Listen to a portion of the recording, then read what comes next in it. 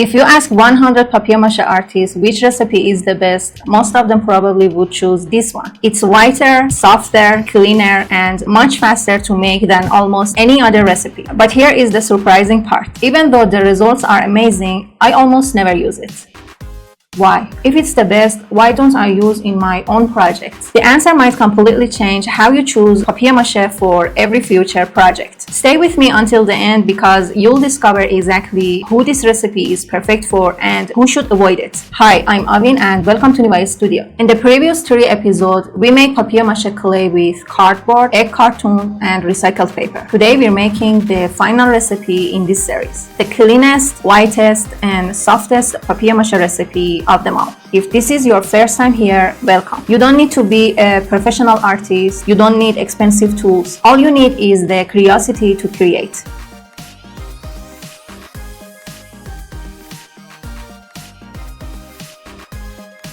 Let's start by preparing all the ingredients. You can use either toilet paper rolls or individual sheets. It really doesn't make a difference. Boiling or hot water, wood glue, or any other water-based glue you have. Joint compound powder, plaster powder, or premixed filler if that's what you have. Wheat flour or barley flour, either one will work. Salt, baby oil or petroleum jelly or Vaseline, and gloves if you have sensitive skin. Otherwise, you don't really need them because this paper clay is already very clean to work with. First, place the toilet paper into a large bowl and pour boiling water over it. Make sure it's completely submerged. I'm going to do the same thing with the individual sheets so you can see that there is really no difference between the two. Pour boiling water over these as well until they're completely covered. If you don't have boiling water, that's fine. Hot water will work too, but the paper will take a little longer to break down. Set them aside and let the water cool down. Depending on your room temperature, this can take anywhere from 1 to several hours. Once they've cooled down, start breaking the paper apart with your hands while it's still in the water until it turns into a pulp.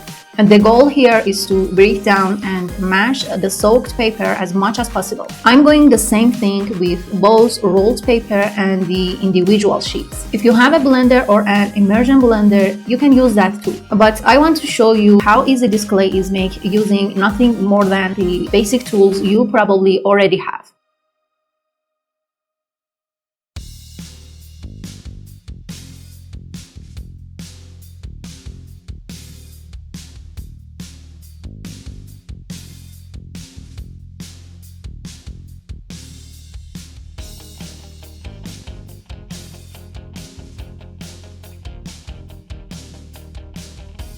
Now it's time to remove the excess water from the pulp. You can use a colander like this or squeeze the pulp through a cloth or a cotton bag. The goal is to remove as much excess water as possible. We want it damp enough to mix well with the other ingredients. It shouldn't be so wet that water comes out when you squeeze it.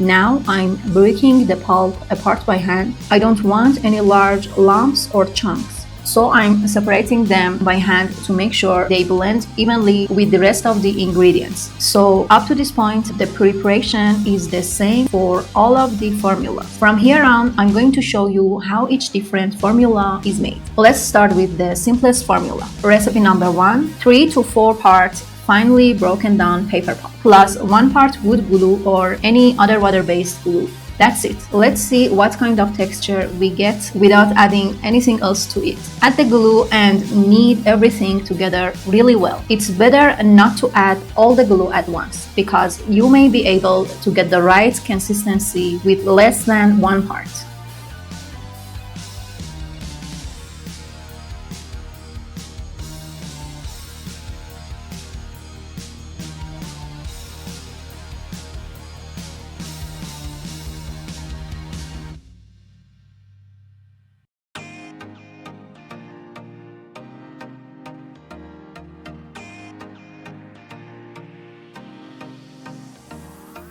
As you can see, the paper pulp is already so soft and fine that it blends really easily with the wood glue, giving us this smooth and uniform texture. This clay is incredibly easy to make, and as you can see, it's also very easy to work with. It's soft, smooth, and easy to shape. Unlike cardboard, waste paper, or egg carton, this clay gives us a really nice working texture even without any additional ingredients. So if speed is important to you, I definitely recommend this formula because it comes together very quickly.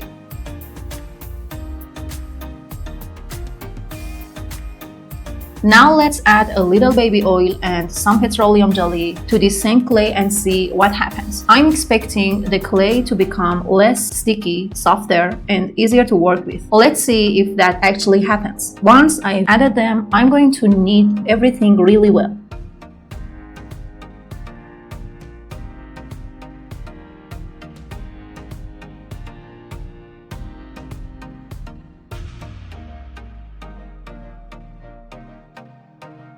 I did the same experiment with my waste paper clay and I had exactly the same result there. The clay became way too sticky. I don't know, maybe I was expecting a miracle or something, but this experiment failed again because this clay is simply too sticky to work with. In my paper clay video, some of you suggested using glycerin to reduce this thickness, but I don't have any glycerin right now. If you've tried this experiment and got better results, please let me know in the comments because I'm definitely not happy with the results of this experiment.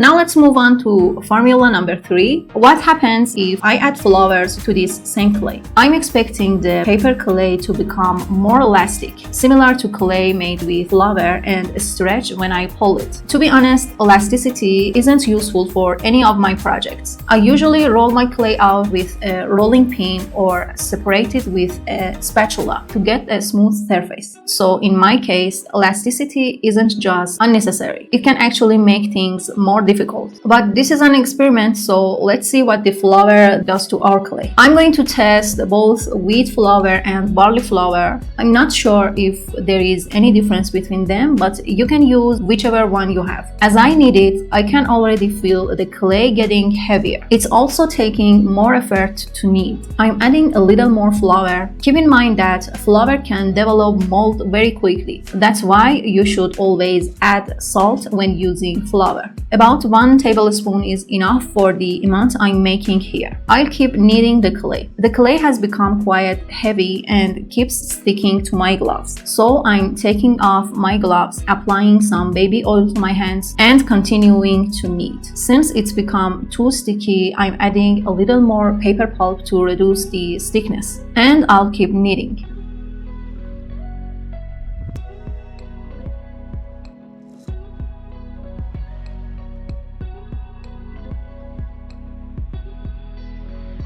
And here's the final clay. Its texture is denser and heavier than the previous 2 formulas. It's not elastic at all and it's quite sticky. One thing I do know is that flour-based clay takes longer to dry. So if you don't want your clay to set too quickly, you want plenty of time to work on your project, and you don't want the final piece to be too lightweight, adding flour can be useful.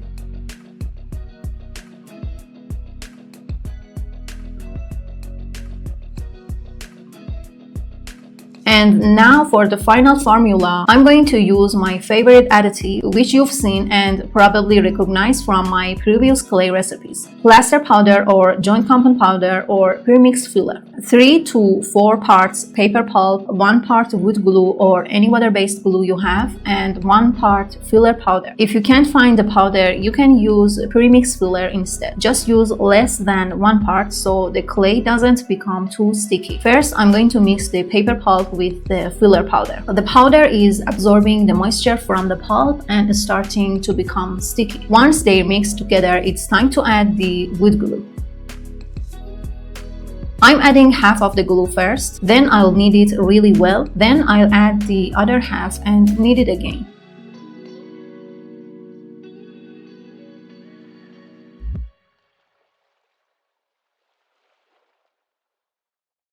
This clay has an amazing texture. It shapes really easily in my hands. It's soft, smooth, and uniform. Compared to the first formula, this one is denser and slightly heavier, but it's still lighter than the flour-based version.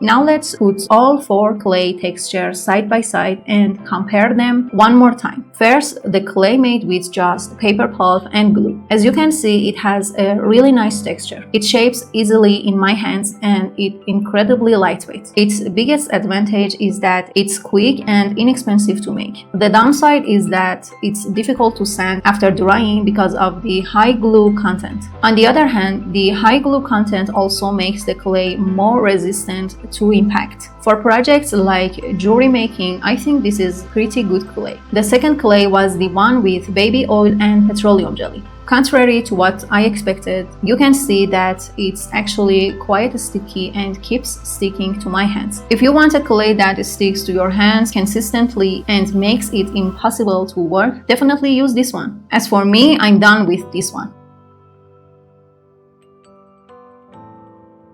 The third clay was the one made with flour. I can really feel its weight and density. It shapes well in my hands and has a dense texture. For some project, you may actually need a heavier clay, and this one could work really well for that. For masks or sculptures, I think it's a decent option.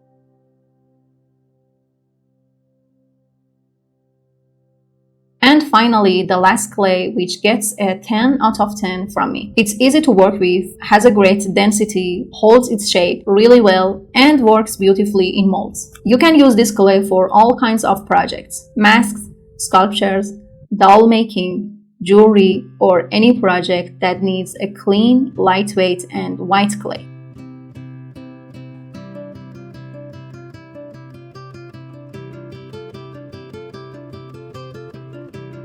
Now that we've made all 4 clays, let's look at the ingredients and properties of each one on the blackboard, just like in my previous 3 videos. You can pause here if you want to take notes or grab a screenshot.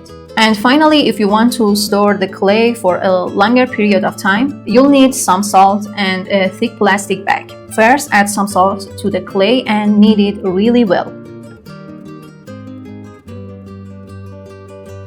Then squeeze it to remove as much excess air as possible. Put it into the plastic bag and squeeze it again to make sure there is no air left inside.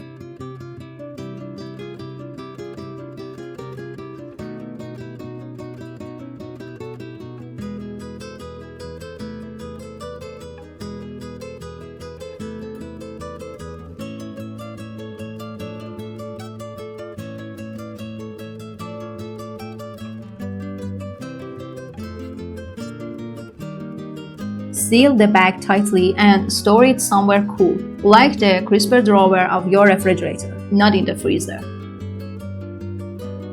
Now it's time to answer the question I asked at the very beginning. If this clay is so soft, clean, white, and high quality, why do I almost never use it? The first reason has nothing to do with quality. In fact, the quality is excellent. The first reason is the scale of my projects. I mostly create large sculptures, wall decor, shelves, and artistic furniture. Some projects require several kilograms of clay. Making that much clay from tissue paper would be unnecessarily expensive. Cardboard and egg cartons are far more economical. and they perform beautifully in large-scale work. But the second reason is even more important to me. My goal isn't just to make beautiful objects. I love giving a second life to materials that most people overlook. Cardboard, egg cartons, and discarded paper, they're materials that usually end up in the trash. But when they become art, they gain an entirely new value. For me, that transformation is just as important as the artwork itself. Tissue paper is clean and practical, but it isn't the material I usually choose for recycled art. That's why out of the 4 recipes we've made together, this isn't my first choice. But that doesn't mean it isn't a perfect choice for you. Now here's the important question. If this isn't my first choice, then who is it actually perfect for?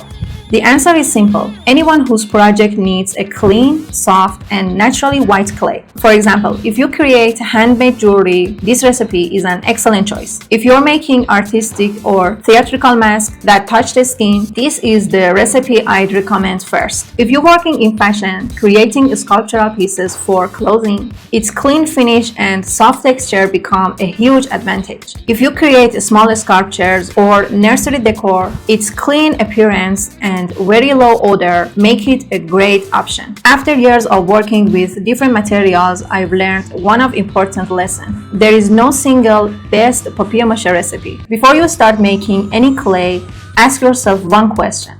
What am I going to create? Once you know that answer, choosing the right recipe becomes easier. If you found this video helpful, the biggest support you can give is to share it with someone here on YouTube. It helps more people discover that creativity doesn't always begin with buying something new. Sometimes it simply begins by seeing discarded materials in a new way. I'm Abin and here is Nima Studio.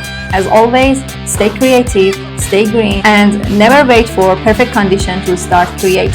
I'll see you in the next video.